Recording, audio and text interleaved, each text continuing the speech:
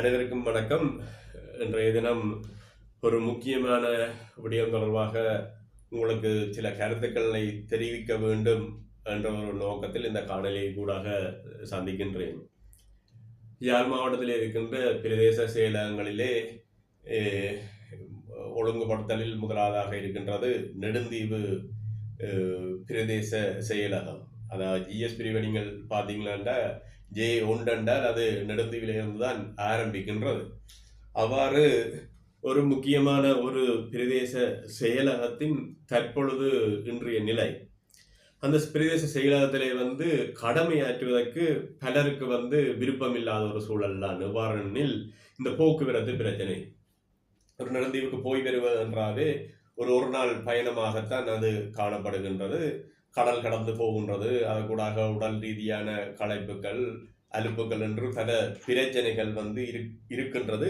ஒரு நியாயமான ஒரு கருத்து தான்.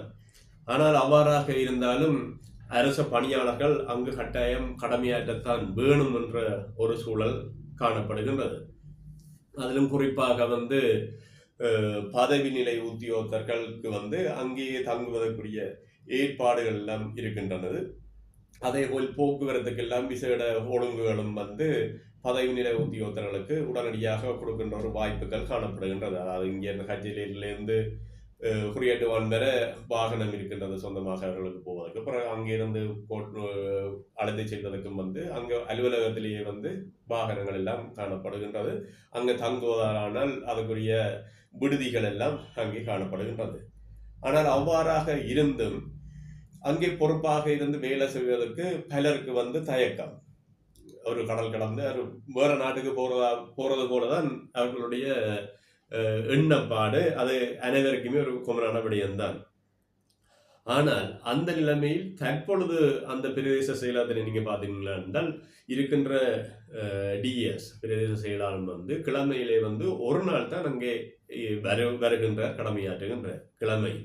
ஆக கூடினது 2 நாள் நிற்பார். மற்றபடி அங்கே நிற்பதும் இல்லை, கடமையாற்றுவதும் இல்லை.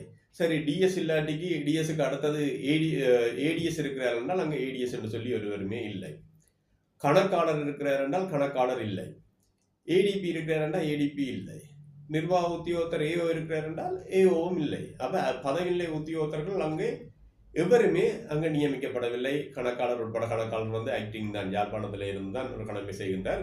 அவர்களுக்கு அங்கே செல்லுகின்ற சூழல் காணப்படவில்லை. சரி, மேலே இருக்கிறார்கள் ஒருவருமே அங்கே கடமையில் இல்லாட்டிக்கு இனி கீழே இருக்கிற பணியாளர்கள் அங்கே எவ்வாறு சேவை செய்கின்றார்கள்?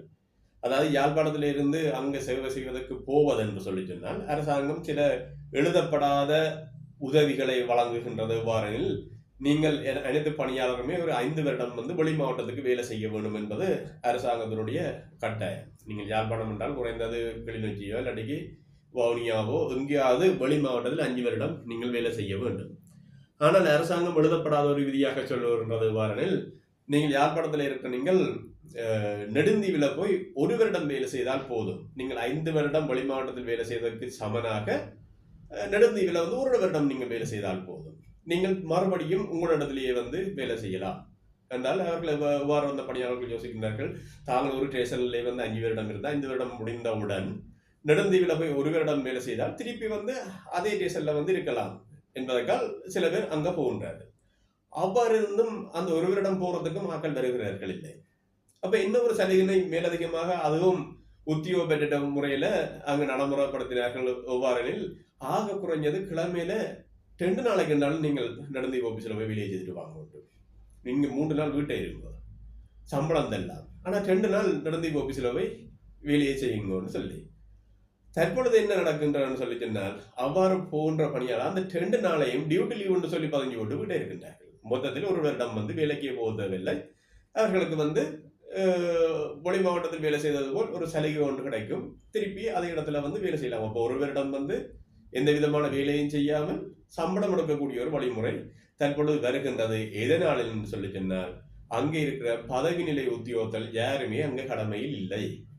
அவர்கள் என்னென்ன அந்த டியூட்டி லீவ் எடுக்கிறார்கள் அங்க ஒரு தரம் இல்லை. அப்ப ஆக்டிங் காரட்ட இங்கதானே நாங்கள் சைன் பண்ணணும்னு சொல்லி போட்டு அங்க டியூட்டி லீவ்னு சொல்லி போட்டு இங்க வீட்டை இருக்கின்ற ஒரு சூழல் காணப்படுகின்றது.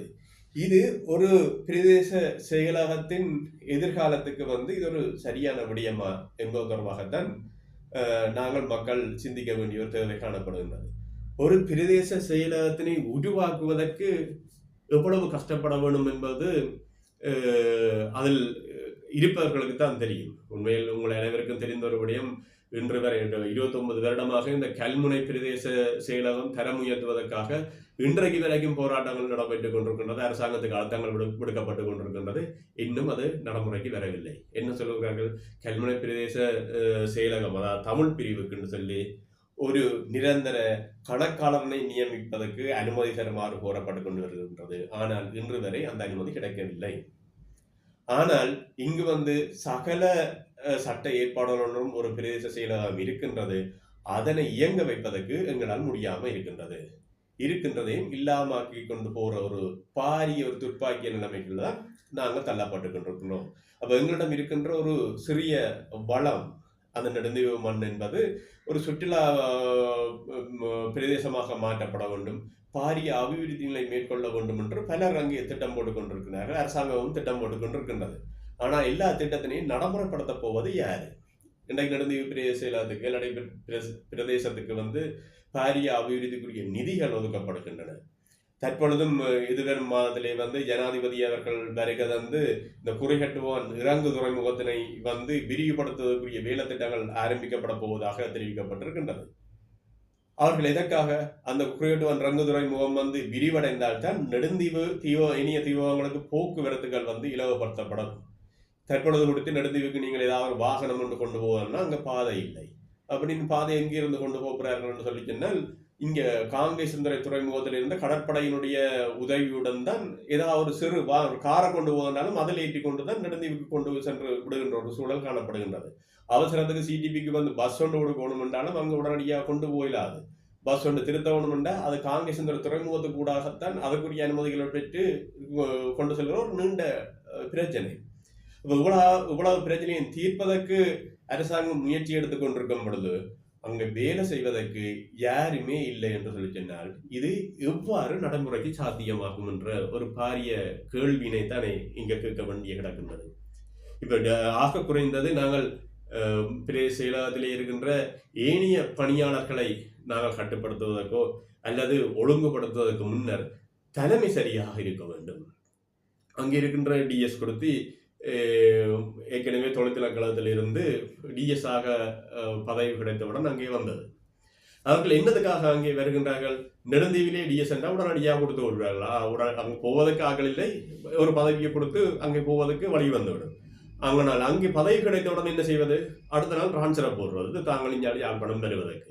அப்ப அவ்வாறான ஒரு சூழலிலே யார் அந்த பொறுப்பினை எடுத்து செய்ய போகின்றார்கள் என்பதுதான் ஒரு பாரிய கேள்வி. நான் மறுபடியும் சொல்கிறேன், டிஎஸ் ஒரு நாள் தான் போகின்றார். டிஎஸ்க்கு கீழே இருக்கின்ற எந்த பதவி நிலை உத்தியோகத்தரும் நெடுந்தீவு ஆபீஸிலே இல்லை. ஏடிஎஸ்ல இருந்து ஏடிபி, அக்கௌண்டன்ட், ஏஓ ஒரு தரமே அங்க நியமிக்கப்படவில்லை. தனியா ஒரு நாள் போய் ஒரு டிஎஸ் தனியா போயிட்டு அங்கே என்னென்று அபிவிருத்தினை மேற்கொள்ள முடியும் என்ற ஒரு பாரிய ஒரு கேள்வி ஒன்று காணப்படுகின்றது. எனவே இதற்கு உடனடியாக நடவடிக்கை எடுக்க தவறும் பட்சத்திலே 2 விடயம் ஒன்று இடம்பெறும். அந்த டிஎஸ் ஆபீஸ் எதிர்காலத்திலே இருந்து பூட்டப்படும். இங்கே வேலை செய்வதற்கே ஆட்கள் இல்லை என்றால் தற்பொழுதே அந்த இயங்காத நிலைமை தான் காணப்படுகின்றது. ஒரு அருமை இல்லாடி ஒரு எப்படி அவர்கள் இயங்குவார்கள் அப்ப எதிர்காலத்திலே அது பூட்டுவதற்குரிய ஒரு நடவடிக்கை ஒன்று எடுக்கப்படும். அவ்வாறு இல்லாத விட்டால் தென்னிலங்கையிலிருந்து பெரும்பான்மை இனத்தை சேர்ந்தவர்கள் யாராவது டிஎஸ்ஆ நியமிக்கப்பட வேண்டிய சூழல் உருவாகும். என்னால் இங்கேதான் போய் வேலை செய்வதற்கு குறித்து தயார் இல்லை. இங்கே யாரோ ஒரு ஆளை கொண்டு வேலை செய்ய வேண்டிய தேவை ஒன்று அரசாங்கத்துக்கு ஏற்படும். அவ்வாறு கொண்ட ரேகில் நாங்கள் என்ன குரல் கொடுப்போம்? தென்னிலங்கையிலிருந்து ஏன் சிங்கள டிஎஸ் இங்கே வர வேணும் என்று நாங்கள் கேட்போம். இதற்கு நாங்கள் தயாரா அல்லது இப்பவே அதற்குரிய நடவடிக்கைகளை எடுத்து சரியான ஒரு நிர்வாகத்தினை அங்கே ஏற்பாடு செய்வதற்கு நாங்கள் தயாராக இருக்கின்றோமா என்பது தொடர்பாகத்தான். இது நெடுந்தீவு வாழ் மக்கள் அதிக கவனம் செலுத்தினாலும் ஏனைய பிரதேசங்களும், இது நெடுந்தீவு என்பது தனிய ஒரு நாடிலே எமது மாவட்டத்தின் ஒரு பகுதியாக காணப்படுகின்றது. அனைவருக்கும் அந்த பொறுப்பு காணப்படுகின்றது. அனைத்து பிரதேசங்களிலிருந்து சென்று வேலை செய்வதற்குரிய ஒழுங்குகள் அங்கே மேற்கொள்ளப்பட வேண்டும். அனைத்துக்கும் முன்னர் அங்கே ஒரு பொறுப்பான டிஎஸ் வந்து ஒரு ஆள் நியமித்தால்தான், அங்கே தலைமைக்கு ஒரு ஆள் நிற்பதற்கு சரியாக இருந்தால்தான் ஏனைய அனைத்துமே வந்து இடம்பெறும். இல்லாவிட்டால் கடமைக்கு நாங்களும் அங்கே டிஎஸ் ஆஃபீஸில் வேலை செய்கிறோம் என்று சொல்லி போட்டு சம்பளம் எடுத்துக்கொண்டிருக்கின்ற ஒரு சூழல்லாம் காணப்படும். எல்லாம் முடிஞ்ச பிறகு எங்களுக்கு வந்து துரோகம் அழைத்து விட்டது, அரசாங்கம் அதை செய்து இதை செய்து என்று நாங்கள் கூக்குரலிட்டு எந்த விதமான பலனும் இல்லை. உடனடியாக இதற்கு ஒரு தீர்வு காணப்பட வேண்டும் என்ற ஒரு நோக்கத்தில் தான் இந்த தகவலை உங்களுக்கு வெளியிடுகின்றேன். நன்றி.